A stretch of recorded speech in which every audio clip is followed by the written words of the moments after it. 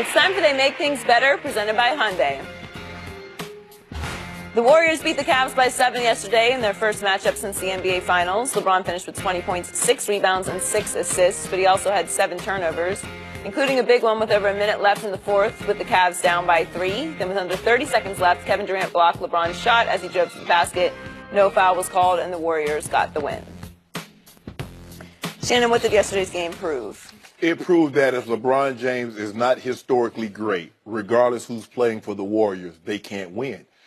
We've seen LeBron last year in the NBA Finals average a triple-double, 33 points, 12 rebounds, 10 assists. They lose in 5.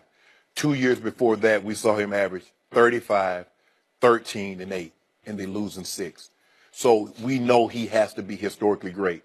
The Cavaliers shot yesterday on Christmas 25% from the 2-point range. That's the lowest field goal percentage in the last 5 years of any NBA team. If I told you that, Skip Bayless, would you have believed they would have won? Yeah, I would. If you told me they hit 15 threes to just 10. The lowest from 2-point range in 5 years. They out-rebounded the Warriors. They had fewer turnovers than the Warriors. They outshot them from the free throw line. I think all that cancels out your little stat. I don't think so, Skip. I don't really 15. Oh, Cavaliers had 14 turnovers. Golden State had 15. That was a really big, that was a big difference. They did. Stop it, Skip. The problem is, stop it, Skip. LeBron James had 4 turnovers in the fourth quarter and 7 total. 4 in the fourth quarter. That will lose a game. All it proved to me is that LeBron needs to be historic. Join forces with that group. Yeah. Because they got all kinds of stars, and they play basketball the way I like to play basketball, which is share it, move it. Got no problem with the decision he made. Well, do you know how many people did? Yes. Okay, do you know how many people had problems with him even playing in the finals last year? Like it was unfair, right? Yeah. And what did he do? Did he not just stare right through all that pressure and just he took over the finals? He was the finals MVP. But Skip, you and other people make it seem like that he had superpowers at OKC, and then once he went to Golden State, he lost them. He was still 7 feet tall. He still could go get 30. Okay, he could still do all those things. Do you know how much pressure per square inch was on his body going into the finals last year? Everybody wanted him to fail. Didn't 90% of the world want to see him fall on his face in the finals? The pressure is coming up in D.C. with a single mom like he did in Maryland. I got it, but in basketball. That is just no in pressure. basketball. Skip. Yes, it is. Skip, he has one of the highest scoring averages in NBA history. He's 7 feet tall, Skip. Do I need to remind you what happened to LeBron when he joined forces with the Heat and they went to their first finals together? Do I need to remind you how much pressure he felt? But, Skip, everybody's different. LeBron James has had pressure since he's coming because he was much heralded. Even though we knew Kevin Durant, he went to 1 year of Texas. Skip, he had one. Okay, if that's the case, what about when Kevin Durant, the 3-1 lead? Did you see what he did in games 5, 6, and 7? Okay, which one? When they lost to Golden State, when they were up. I got it. Both he and Russ were terrible. Okay. They sort of joined forces to be terrible. That's what they were. So the point is, I didn't see coming what I saw in the finals, and I don't think you did either. There's no question in my mind. He always plays well. He averages probably 30 against LeBron. Now, LeBron teams normally win, but Kevin Durant go get his. Do you remember that one playoff round against Memphis when he lost Russ to the knee injury? Yeah. Remember that? Yes. A Patrick Beverly injury? And man, you want to talk about coming up small against the Grizzlies because they were in position to win that series, and he got smaller and smaller. I used to have all the clutch numbers, but he was really awful in the clutch against the Grizzlies. Well, that was most impressive about KD in the finals because every run that the Cavs would try to make, Kevin Durant would wave everybody off and says, I got this. And even in Game 5, when the Cavs got within 3, JR got hot and couldn't miss from 3, he's like, hey, come see me over here. Come see me.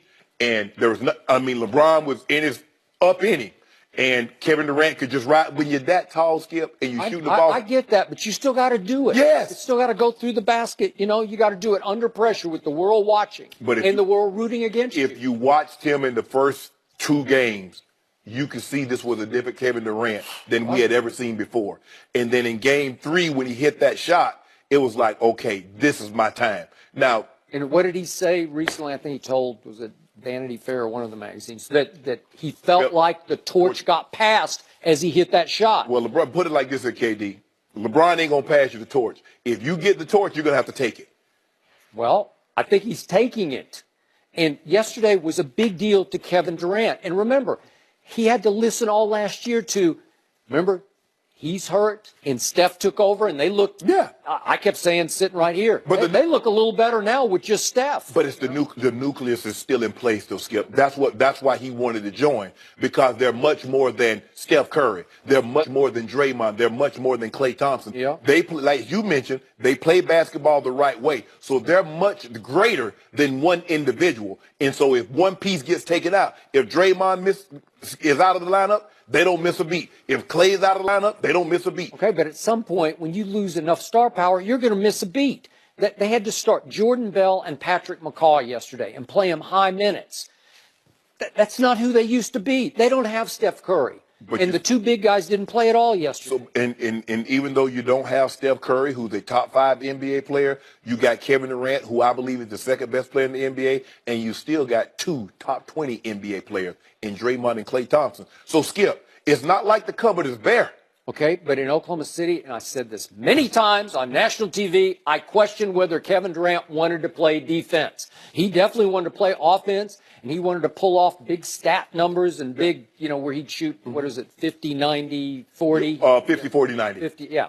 And he did it, because he can really shoot it for being 7 feet tall. Yeah. But can he play defense? He leads so far, he leads the NBA in blocked shots. Yesterday, he blocked 5 shots. Was the 5th one a foul? Yeah, I'll give you that. It was a foul. It was probably like 3 fouls in one.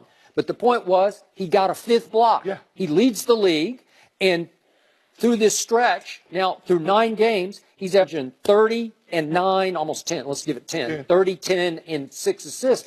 That's big. That's MVP quality. This is the reason why in OKC, Skip, they had Serge Ibaka. He was their rim protector.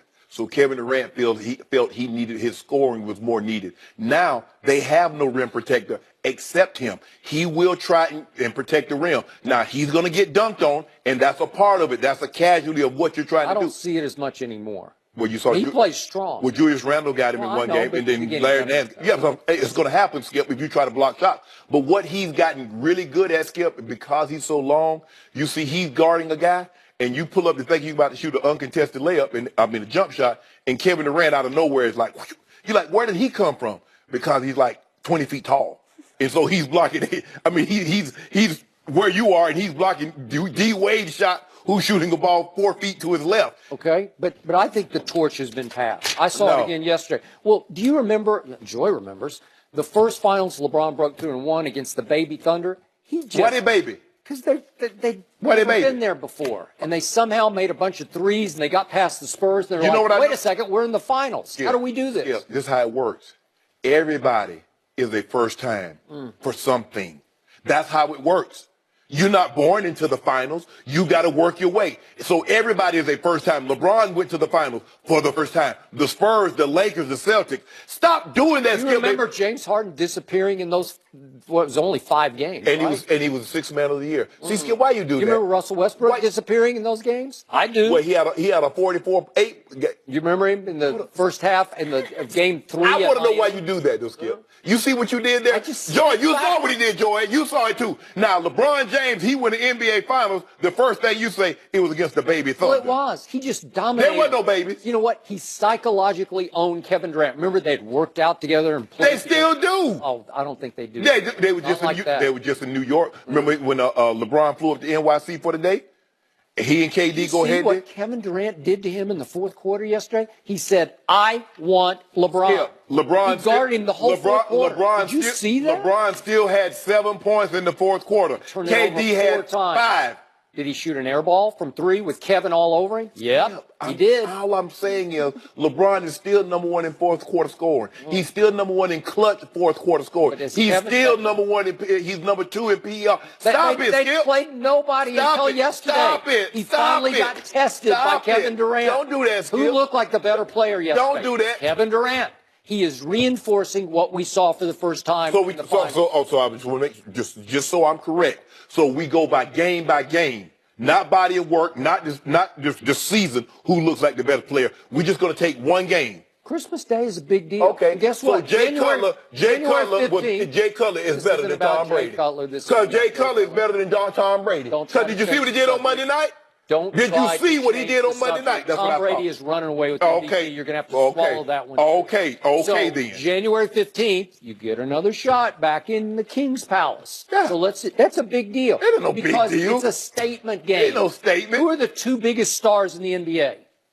Two biggest stars. Who are they? If LeBron, I don't think there's any doubt. It's LeBron and Kevin Durant. If LeBron goes 0-2 in the regular season against Kevin Durant, if he goes 1-1, that doesn't change LeBron's status of.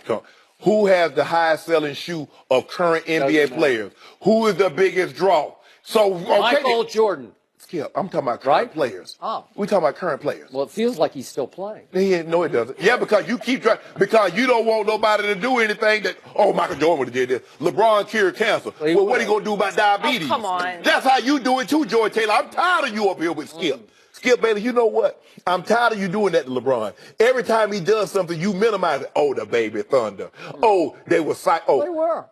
Ray Allen hit that shot. The Spurs were psychologically done. They could never come back. Well, they were. They were. It's the greatest clutch shot in the history of clutch shots. It was a good shot.